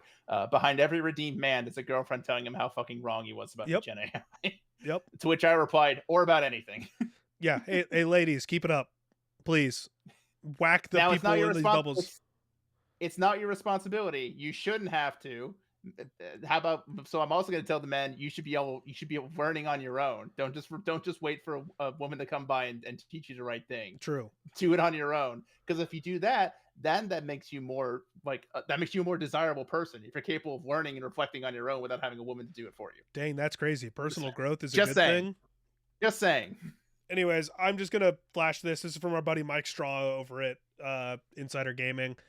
Shout out Mike. Yeah, and then this is just the NVIDIA CEO, Jensen Huang. Again, it's same with Microsoft CEO, same with all these other big CEOs trying to slowly introduce like, hey, talking about AI like AI slop, that term is dangerous and not helpful because we want this to be a market tool. We want this to help people with their brain adaptation or whatever keywords they're doing. And he's over here talking on a podcast saying the AI doomer narrative is hurtful to the industry. And I'm like, AI is hurtful enough to the industry. You would have been fine without this. You would have gotten bigger as a company without this. But this is the quote that I wanted to point out because this is from a podcast. Don't go listen to it. Just go read this article. It'll be in the description. But this is him saying, I think we've done a lot of damage lately with the very well-respected people who have painted a doomer narrative into the world narrative, science fiction narrative. And I appreciate that most of us grew up enjoying science fiction, but it's not helpful. It's not helpful to people. It's not helpful to the industry. It's not helpful to society. It's not helpful to governments. Bro, no one cares. All these companies are destroying things. They're ruining markets for people that want to just buy stuff for their PC. They're ruining environments. They're going to ruin more environments.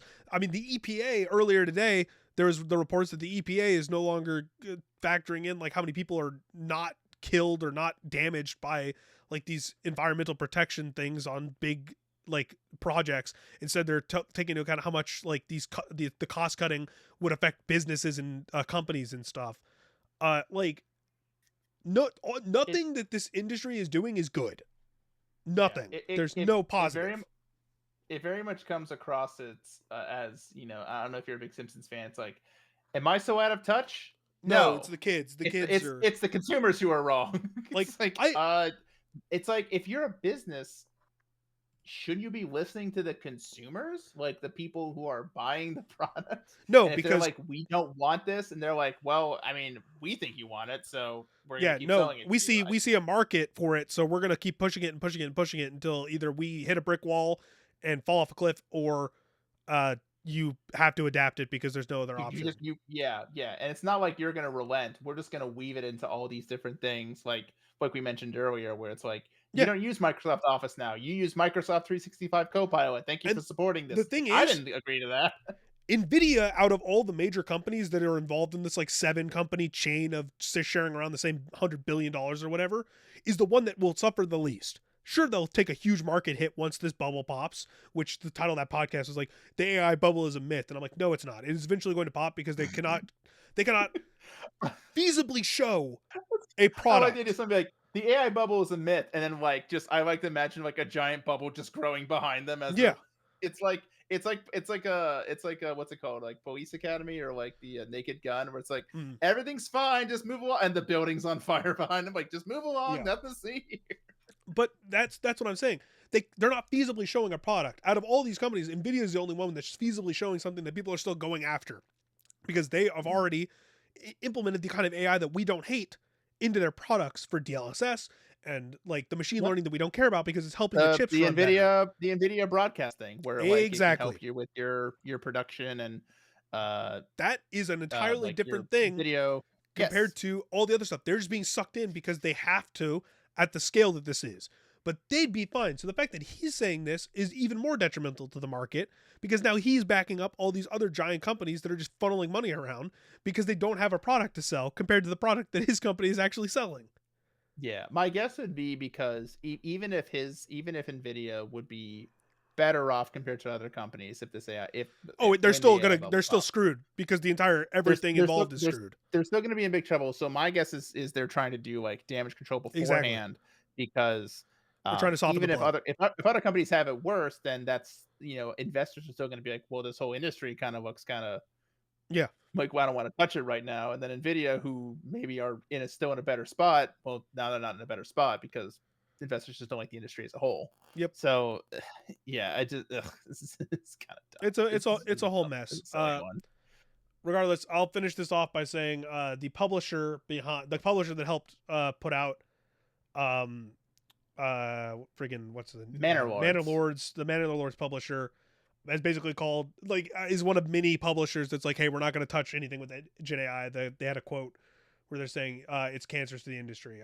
So I believe, what is his name? I'm trying to find his name in this article from Kotaku from Ethan Gach. Tim Bender, the head of the indie publisher, Hooded Horse, basically said I fucking hate Gen AI art, and it has made my life more difficult in many ways. Suddenly it infests shit in ways it shouldn't. And then this is to Kotaku speaking. It is now written into our contracts that we're publishing a game, no fucking AI assets. So good on them. Hope more people take that up. And I hope Steam specifically needs to keep requiring people to disclose AI. Many people won't care and they'll still buy the games, especially if it's minimal AI usage. But it needs to be disclosed. We need the more information doesn't hurt. If the information is more good. dialogue, more, as long as it's like keep talking about it, like keep it in the spotlight, keep it in the front of your brain. Exactly. Just don't let it slide because the and obviously this is depending on who you're looking at, but the NVIDIA CEOs, the Microsoft CEOs, the Epic CEOs, everybody, big media companies that are involved in AI want you to let it slip, because the minute it slips, they can push for things that will make it harder to discern. So just keep pushing, because pushing dialogue, accountability, disclosures, all are good if you are doing the right thing. If you're not doing the right thing, that's when it's bad. And that's when you need to get called out on it the most. So just keep that in mind. Okay, you want to do a speed round here of a couple of smaller stories and then call it, Scott? Yeah, we can do that. Yep, let me pull up. Let's talk about some good news.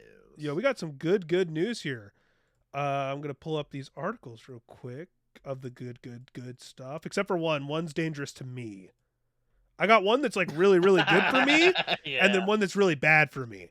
So, okay, first off, shout out everybody at the Games Done Quick team. Awesome Games Done Quick finished on Saturday technically. Raised over $2.4 million. Had an awesome series of just continued series of awesome events. Obviously, one of the most inclusive places in the games industry is the speedrunning community. It's awesome. Trans rights, obviously, everything like that.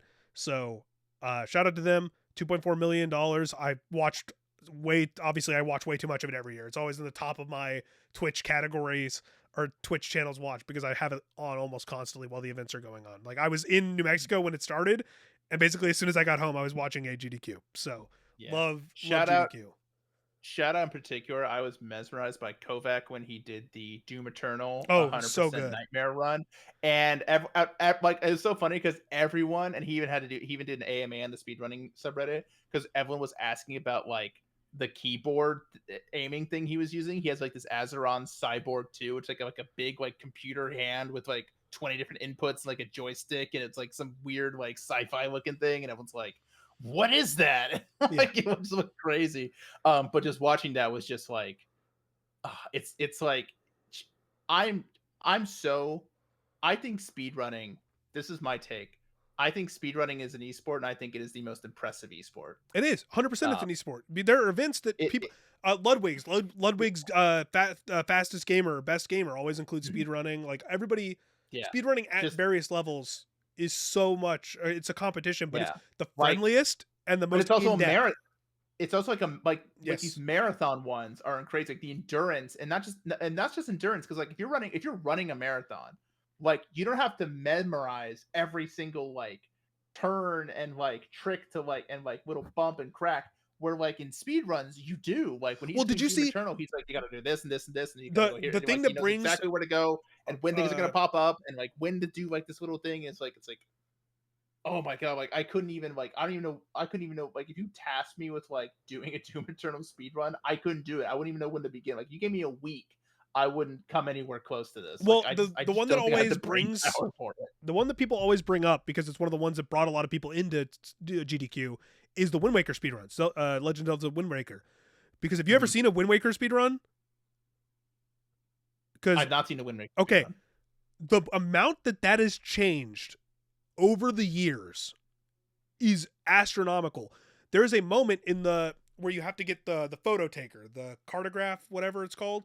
You have to line up on a specific bush, take a picture that's frame perfect, almost frame perfect, back up into a corner, and then make your way from the house that you're targeting to the beach, line up on a specific like Z to Y axis at a specific coordinate, And then if you do that right, you load something so fast into the game's memory with the control, because you have three controllers plugged in. So there's like a loop between controller 2 and 3 that is like eating part of the code, and then feeds it back to controller 1 after you hit a certain point, that shoots you straight to the credits. And that they've gotten so good at that they've made it to where they can take a live picture and put it in the game. Break the game. Oh my god. Like, go watch this year's 30-minute speedrun for the Wind Waker. It was insane. I'm pulling it up in another tab and I'm saving it for after this podcast. It is legitimately like the ace execution for that, because now they have a ace execution for it, which is where you can put code into the game to run script from outside of the game into the game.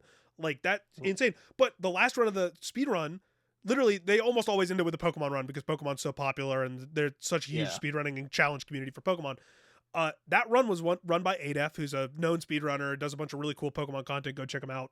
But they ran it to where they have a code created specifically for this version of Pokemon Emerald, where after every major fight, there was a bid war going on, and he would change his main after every fight to go fight the next boss. And it went on for 3 hours. There was also a fire alarm that got pulled mid. I heard that. Yeah, I did hear. Which is hilarious because there's a bit going on that entire run where Slowpoke was one of the Pokemon getting voted on. And so every once in a while, someone would put a chat for Slowpoke, a super chat or whatever, in for Slowpoke. And the person being the Slowpoke would get announced and it'd be like, the fire alarm just got pulled. What's going on? But it was like 30 minutes later. It was a great bit. 10 out of 10 bit. But yeah, like there's just so much, and it's so varied. Like you can find, like if you're a fan of like Zelda speedrunning, right? Every Zelda game has a speedrunning, and they're all super different and super cool. And then you could get into Mario speedrunning. Then you could get into like Metroid speedrunning, and they're all different. But every community is so welcoming. They all have Discords you can get into, super welcoming. They have tools for you to learn. There's tens of years of speedrunning tips and tricks and like history that you can go through. That's why Summoning Salt is such a cool YouTube channel, is because they go into the history of specific runs, and it's always super interesting because there's so many people involved in it, from like the first generation of it to where we're at now, because a lot of these games have been speedrun for 20 years. Like, it's just super cool. Speedrunning is awesome. I love speedrunning. I'm actually going to skip the Steam story. We'll actually want to bring that up in a future episode, because that's actually a conversation we can have that's deeper. But I do want to highlight, this is the next one from Matt Piscatella over at Circana. 2025's 5 most played games on US PlayStation, ranked by percentage of active panel that played, is the exact same as 2024. It's Fortnite number 1, Call of Duty number 2, GTA number 3, Roblox number 4, which is a surprising one because Roblox only came to console 2 or 3 years ago, I guess, now at this point. So it's probably not as surprising as you would think because Roblox is so big. And then Minecraft is number 5. So, and then Xbox is the exact same. Just you swap Minecraft up to 3, Fortnite down. So it's it goes instead of, so for PlayStation it's Fortnite, Call of Duty, GTA 5, Roblox, Minecraft in descending order. For Xbox it's now 2025 switched a little bit from the year before, but it's still the same 5. But it's Fortnite, Call of Duty, GTA 5, Minecraft, and Roblox in that order. Yeah. So it's established. We've been over this. We don't need to rehash it, but it's the same games. The people are playing the same games. Like at the top, the most people are playing the same games. So. Still Call of Duty, really? Even in a down year? Well, I guess like it could be old Call of Duties too. 2025. Yeah, that's a good point. It's all of 2025. Old ones. And it's also like the end of Black Ops 6 and the start of Black Ops 7. Even though Black Ops 7 has not been as successful as they would have wanted. This next year will be telling. Next year will be telling. Yeah, that'll be interesting. That'll be the interesting one. Next one is Xbox Developer Direct is happening. So they've announced 3 games. So this is happening January 22nd. So this is this coming Thursday. This episode will be out by then. We will react. We'll talk about this next week. But Developer Directs are awesome. I love these Xbox presentations. They're always super in depth and have a lot of conversation really with the developers. So they have 3 games confirmed, but there's now supposed to be, according to multiple sources, a 4th game that is going to be shown off that's a little bit smaller than these. Secret 4th game. So this is happening January 22nd, 10 a.m. Pacific. So we will get a new look at Forza Horizon 6, which is going to be going to Japan, which I'm super excited about. I love Forza Horizon. We're going to get a new look at Fable, which if this is what I think it's going to be, this is going to be a good showcase, and they're going to have the big showcase in the summer. It's going to be their big game this fall, would be my guess. Because it's still supposed to be coming out this year according to their last delay. And then we're getting the Beast of Reincarnation, which is the Game Freak action game, character action game that they've been showing a little bit of over the course of the last couple of years. So those are the big 3 ones. And now it's claimed the show won't only feature those games, but also a secret 4th game. VGC, which I'm pulling from, can corroborate this and understands the 4th game is a smaller scale original game from one of Xbox Game Studios' first-party developers. So no details on what it is specifically, but it is going to be a smaller title, probably kind of like Keeper was for Double Fine late last year. Yeah, something in that. I think vein. the last developer direct, didn't they have like a secret game at the end as well? That there was like, because they had like the sort of graphic. It's like they would it was South of Midnight. Like a little map. I can't remember what the other game. It was South of Midnight Doom, I think. They definitely Doom, yeah. One of the other. So they did the whole deep and dive. Was it into, Keeper? Like, the Doom studio. I don't think it was Keeper. But yeah, they definitely talked about it because it was Ninja Gaiden. It was Ninja Gaiden. Ninja Gaiden was one of the ones that. Oh, it was they revealed Ninja Gaiden Black 2. I think that was the secret thing. 4.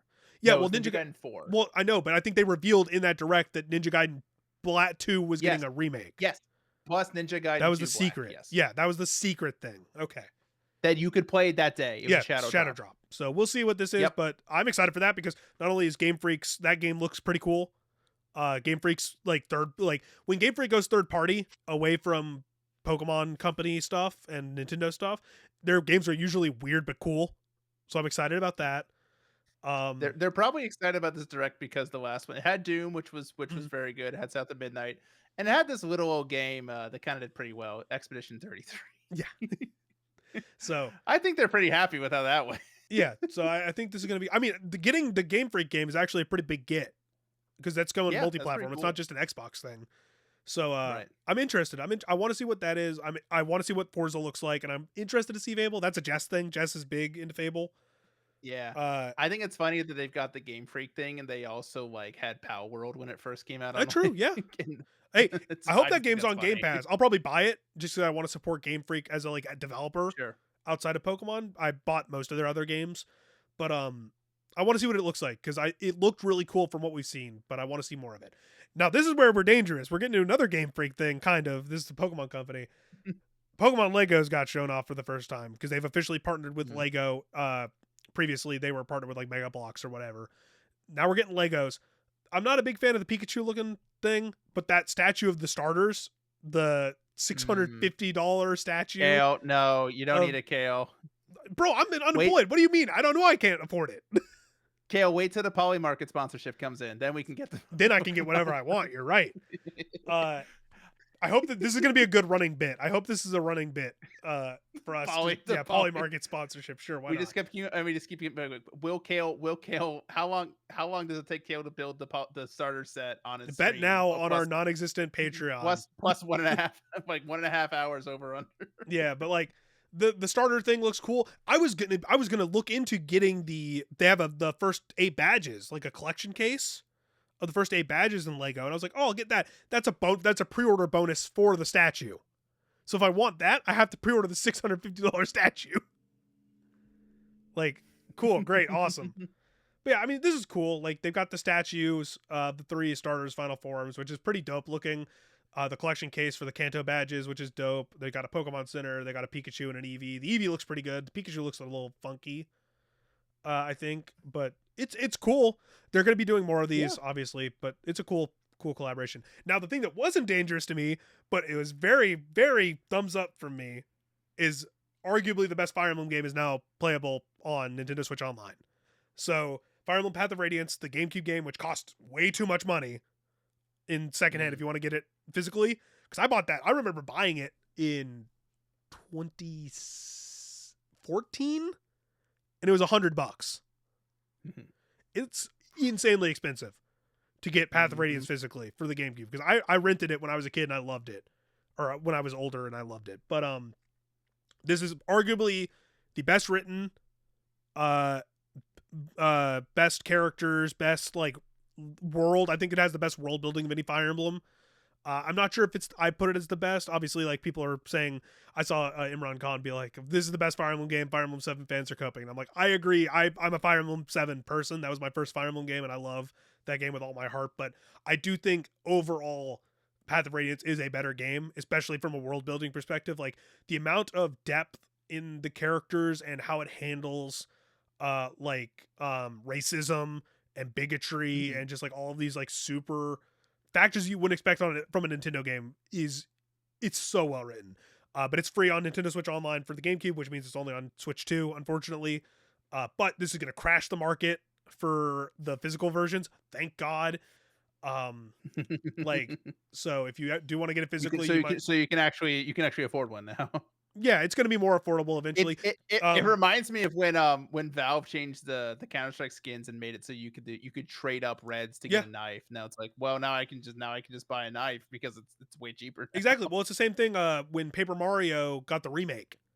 Paper Mario 1000 Year Door got the remake. It tanked. It didn't tank, but like the cost of the physical GameCube disc went down.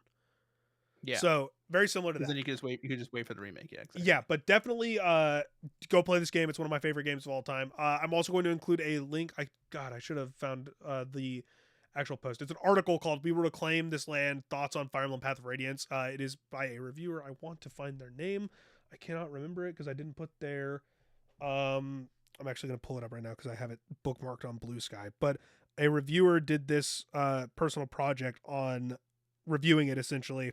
And it is a great look at it. It does include spoilers, so if you want to play the game spoiler free and just like go in and learn everything for yourself, go do it. But this is definitely a really awesome like overview of like what it does well from a storytelling perspective and like as a commentary on like racism, bigotry, colonialism a little bit, and from why Ike is such a cool character and how he kind of breaks the mold from like every Fire Emblem character we've had like before and since, because he's not noble. He's not noble.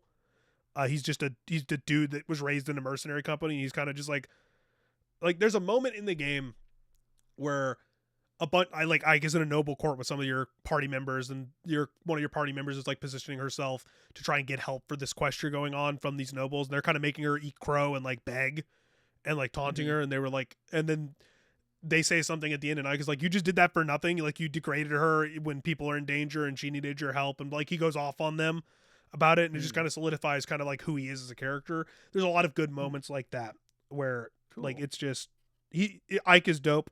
It is specifically, Jesus Christ, I cannot find this crap. I want to shout out the actual writer. I've got so much like bullshit about like indie games and stuff just in this in my bookmarks because all the bullshit that's been going on. Like a Nintendo new Nintendo lawsuits happening, so I was like bookmarking stuff if I wanted to talk about it. But I don't even think I have it actually. Never mind. Whatever. Who cares?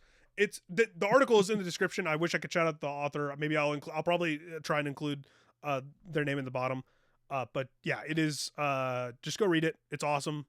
And I just love this game. So definitely give it a shot if you haven't already, or if you just need a Fire Emblem game to play before. I can't remember the name of the new one that's coming out this year. It's supposed to come out this year.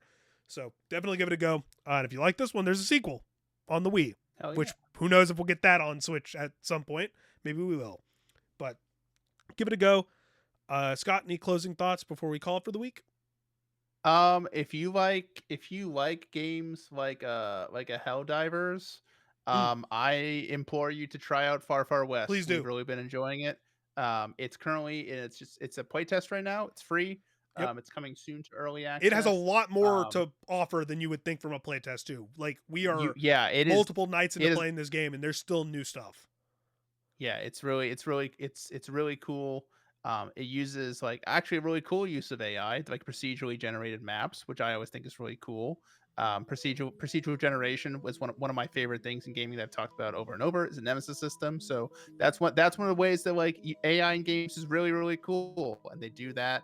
The shooting is fun, the enemies are fun, like the little. I won't spoil what happens when a little snake gets you. You'll enjoy it when the snakes sneak. The sound effects are awesome too.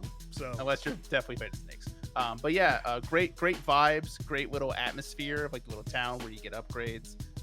Just like really fun, great music too. I don't know if you mentioned music. Really dope. Yeah, music cues and audio design is really a standout quality of this game for sure.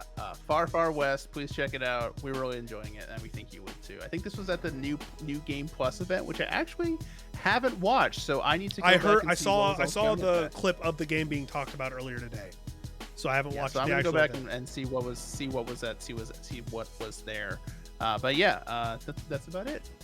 Yep. I know you got to go catch the Steelers. So I got to order a Korean fried chicken and watch a Steelers game. So hell yeah! Thanks for watching, everybody. We'll see you next week. Hopefully, by the end of the month. So at the end of January, we'll have some news about some changes to the show and some stuff that we're doing outside of the show. But yeah, until then, you can expect to see us again next week. Enjoy your games, enjoy your media, and God.